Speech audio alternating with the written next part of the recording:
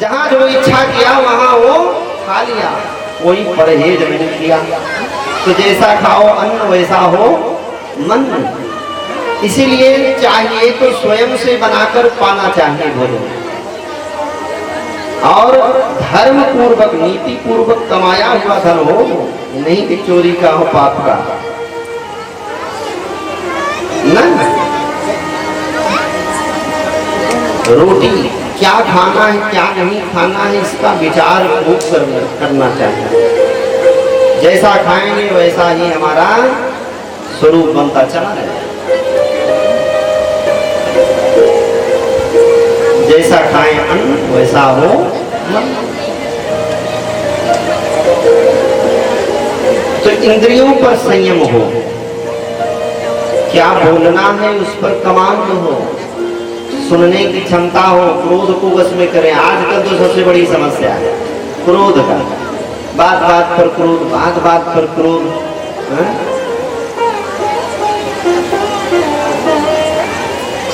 अस्तु आप सभी प्रेम से बैठ जाएं, आते जाते रहते हैं तो फिर तार टूट जाता है ना।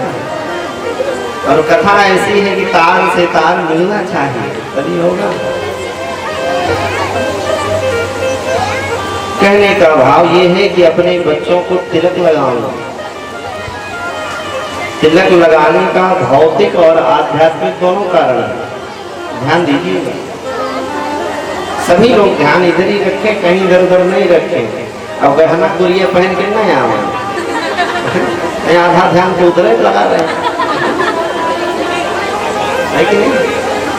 पता लगा पड़ोसी मार, इसलिए आटा का घाटा नहीं। और आगे समझ लीजिए, पड़े रहो बरसन।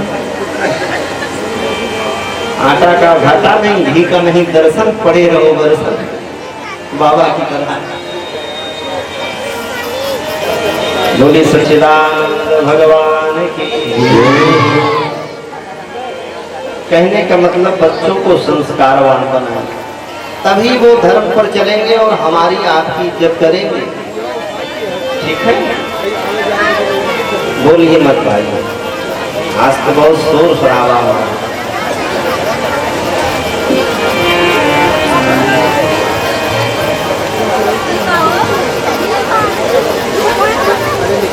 बोलिए सच्चिदानंद भगवान की। आज सुबह एक बच्चे ने मुझसे पूछा कि गुरुजी ये तिलक आप कैसे लगाते हैं। उन्होंने कहा सफेद तिलक है जो इधर लगा लेते हैं इधर, और बीच में रोली लगा कर लेते हैं लाल तिलक। तो बोला गुरुजी फिर रोज स्नान करते होंगे तो छूट जाता होगा। मैंने कहा हाँ। तो बोला गुरुजी आप इसको पेंट कर लीजिए।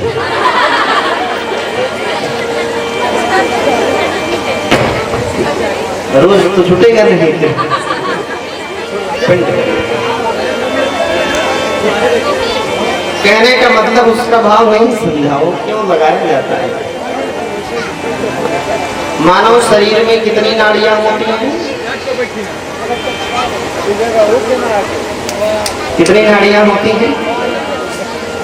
72 करोड़ नाड़ी होती है कि नहीं? 72 करोड़ नाड़ियों में जो हृदय रंध्र से 3 नाड़ियां ऊपर की तरफ आती हैं ब्रह्मरंध्री तक, उसमें पहली नाड़ी जो है वो ईड़ा, अर्थात ये जो सफेद वाला तिलक लगा है ये ईड़ा नाड़ी पर लगा है? और दूसरी नाड़ी जो आती है इस साइड में उसको पिंगला कहते हैं। जो इधर वाला तिलक लगा है वो पिंगला नाड़ी पर लगा है,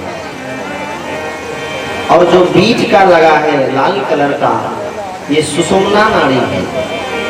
जो सुषुम्ना नाड़ी आती है दोनों आंखों के मध्य से ब्रह्मरंध्री तक जाता है। इस नाड़ी को, सुषुम्ना नाड़ी को मेधा नाड़ी भी कहते हैं, बुद्धि की नाड़ी। इसलिए इन नाड़ियों पर तिलक लगाने से बुद्धि जागृत होती है ना, बुद्धि जागृत होती है। और इस तिलक से हरि बहुत प्रसन्न होते हैं भगवान। ऐसे आध्यात्म में लक्ष्मण जी राम जी और बीच में जानकी। हरिम द्रावेति तिहरिद्रा, तिलक लगाने से हरि बहुत प्रसन्न होते हैं।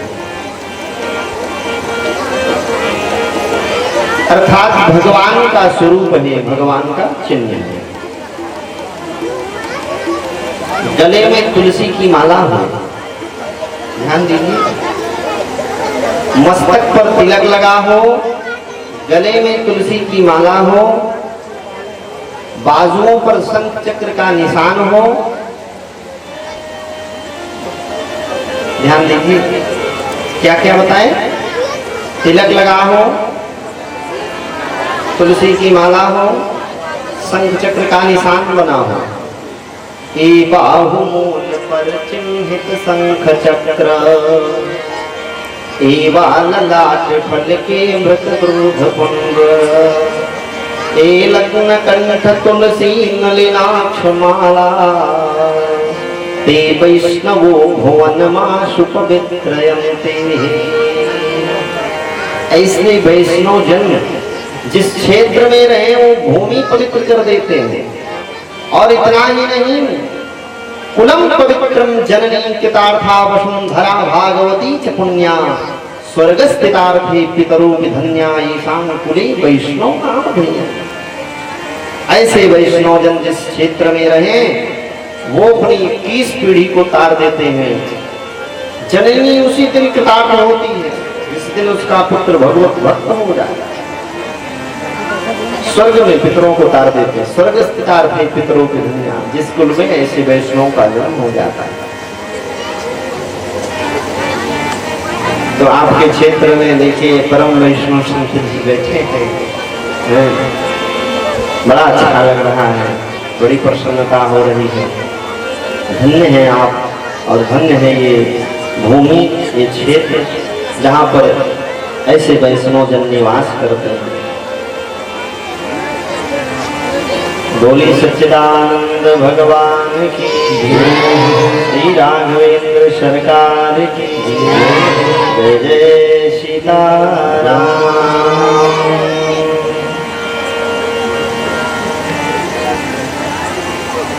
श्री नारद जी महाराज सरस्वती नदी के तट पर विराजमान हुए, जहां पर अनेकों ऋषि यज्ञ कर रहे थे। उन ऋषियों ने सोचा यज्ञ तो हम कर रहे हैं, लेकिन इस यज्ञ के मेन भाग किसको दें? त्रिदेवों को, ब्रह्मा को दें या विष्णु को दें या शिव को दें। तो बोले जिसके अंदर सत्य गुण होगा उसी को इसका फल दिया जाएगा। तो बोले इसकी परीक्षा कैसे हो? तो भृगु ऋषि इसकी परीक्षा लेने त्रिदेवों के पास गए, ब्रह्मा जी के पास गए। तो ब्रह्मा जी को रजोगुणी कह दिया, वहां से शिव जी के पास गए तो शिव जी को तमोगुणी कह दिया, और वैकुंठ जाकर तो पूछा ही नहीं, स्वयं नारायण विराजमान थे, अपने बाएं चरण का प्रहार नारायण के वक्षस्थल पर कर दिया। ब्रह्म ऋषि कहीं भी आ जा सकते हैं, वैकुंठ में कोई रोक टोक नहीं होता। ब्रह्म ऋषियों बिना रोक टोक के चले जाते हैं। इसी तरह से सनकादि महर्षि पहुंचे वैकुंठ में, कारण भृगु ऋषि बने। भृगु ऋषि ने चरण का प्रहार किया, लक्ष्मी जी नाराज हो गई। नारायण ने तो ऋषि का चरण पकड़ लिया, मेरा हृदय कठोर है, आपको चोट लग गया होगा, मुझे क्षमा कर दीजिए ईश्वर। तो वहां पर भृगु ऋषि ने सतोगुणी कह करके भगवान से क्षमा मांगा और वापस चले आए। लक्ष्मी जी ने नारायण से कहा आपने दंड नहीं दिया, ऊपर से उन्हीं के चरण पकड़कर आप क्षमा याचना मांगने लगे, ये तो मेरी बेइज्जती है, मैं अब आपके साथ नहीं रह सकती। भगवान ने कहा देवी मेरा हृदय बहुत कठोर है, जय विजय को बुलाया, जो द्वारपाल थे, नारायण के द्वारपाल थे। कौन? जय और विजय। भगवान बुलाए और कहा गदा से मेरे वक्षस्थल पर प्रहार करो।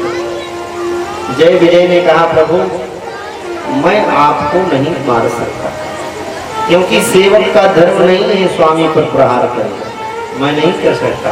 भगवान नारायण ने कहा इसका फल तुम्हें भोगना पड़ेगा। जय विजय ने कहा भोग लूंगा। तो भगवान ने अपने चरण से सुगंधी बद्रिकाश्रम में सनकादियों के पास भेजा और वो चारों महर्षि भगवान के दर्शन के लिए वैकुंठ पहुंचे। वैकुंठ के मुख्य दरवाजे पर जय विजय खड़े थे। सनकादियों ने कहा मुझे अंदर जाना है भगवान का दर्शन करने। जय विजय ने रोका, अभी भगवान विश्राम में है, अभी आप दर्शन नहीं कर सकते। तो सनकादियों ने उन्हीं जय विजय को श्राप दे दिया कि जो भगवान से मिलने में बाधा डाले, बाधा उत्पन्न करे, वो राक्षस होता है। तो तुम 3 जन्म के लिए राक्षस हो जाओ। तो वही जय विजय सनकादि ऋषि के श्राप से पहले जन्म में कौन बने? हिरण्याक्ष और हिरण्यकश्यप, जिनको मारने के लिए भगवान ने दो अवतार लिया। हिरण्याक्ष को मारने के लिए वराह अवतार लिया, सुकर का। सुअर के रूप में भगवान जन्म लिए। इसलिए अपनी संस्कृति इतनी महान है कि किसी को बुरा भला नहीं कहना चाहिए, ना? है कि नहीं? अब देखा जाए तो आज के युग में मनुष्य ही सबसे बड़े हैं, देखा जाए तो है, तो किसी को नहीं छोड़ते, सुअर को नहीं छोड़ते। छांदोग्योपनिषद में मंत्र आया है, जो लोग शराब पीते हैं उनको ब्रह्म हत्या का पाप आता है। जिसके मुख में एक बार मांस चला जाए उसकी कभी सदगति नहीं होती, कभी नहीं होती, चाहे कुछ कर घाटे।